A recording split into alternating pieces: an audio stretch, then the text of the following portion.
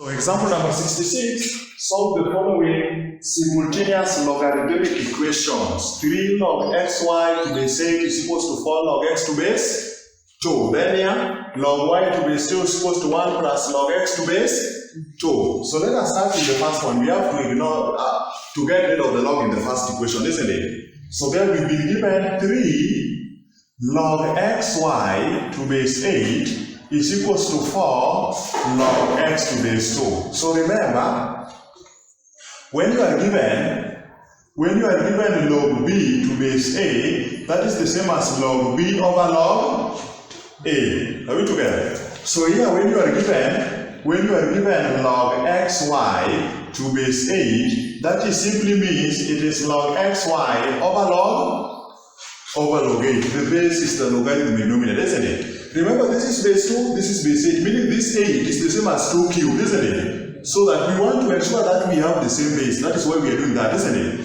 So once you separate it like this, you can now see this is the same as log xy. Log 8 is the same as log 8 is 2 cubed, isn't it? Is that okay? So that, what do you have? The cube becomes the coefficient. So you have log xy over 3 log 2, which is what? So this is 1 over 3, isn't it? A third. So it is going to be a third. Then you remain with, this one becomes a third, you factorize outside, then you remain with log xy over log 2, which is the same as what? Log xy to base 2. The log in the denominator is the base, isn't it? So have you seen we've dealt with this? Are we together? So we now have, where you have this, you put its corresponding value is, so we have 3 into log xy to base 8 is the same as a third log xy to base 2 to be equals to 4 log x to base 2. Are we together? Are we together? Good. Having found this, you see 3 goes with a third. You remain with log to base 2 of xy is equals to, see this 4 becomes the power. The coefficient becomes the power. Is equals to log to base 2 of x raised to power 4. So when you have single term, we now have single term on either side of the equation. We now ignore the log because the log to base 2, log to base 2. It's like we introduce log to base 2 on either side of the equation. We now ignore it, isn't it? What do we remain with? xy is equals to x to power 4. So we don't need to put it in form of by making either x equals to 0 or this, because when x is 0, the log is undefined, isn't it? So we simply divide both sides of the equation by x to write it in the simplest form, isn't it? Are we together? So in simplest form you get y is equals to x raised to power 4 divided by x, we remain with x raised to power 3. So that becomes your first equation. So your first equation, you found y is equals to x cubed from that, isn't it? Go to the second equation, this second one. And we also want to get rid of the log, just as we've done with the first equation.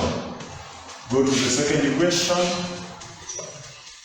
So in the second equation we have log y to base 2 is equals to 1 plus log x to base. So for us to solve a logarithmic equation like this, we must have the same base, isn't it? So here is base 2, here is base 2, meaning we introduce base 2 here, isn't it? Are we together? So what do we have? Log y to base 2, then here we have 1. We introduce log 2 to base, and log of a number to the same base is 1, isn't it? Then it is plus log x to base. See, we now have the same base all through.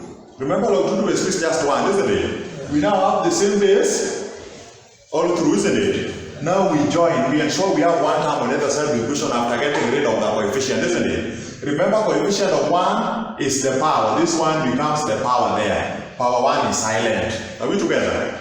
So on this side of the equation we have log y to base 2 to be equals to, on the other side, if you factorize out log to base 2, addition will go back to multiplication, isn't it? Addition will go back to multiplication so that we have 2 times x, 2x, isn't it?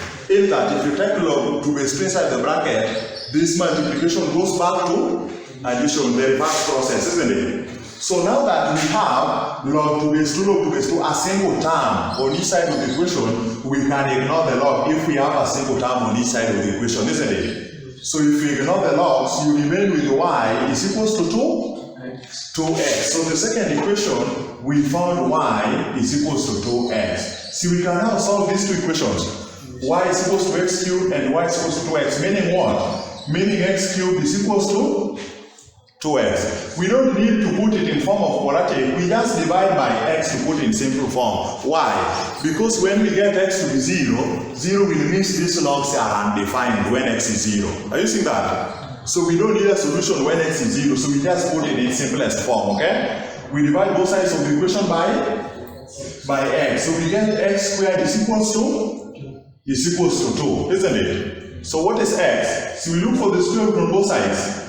So you get x is square root of 2. Square goes to the root, you remain with x to the square root of 2. Then what is y? Y is 2x, not y is x cubed, isn't it? Any. So y will be 2 times the value of x, meaning 2, the value of x is 2, so 2x, 2 root 2. Or if you take root 2 cubed, you still get 2 root 2, isn't it? Are we together?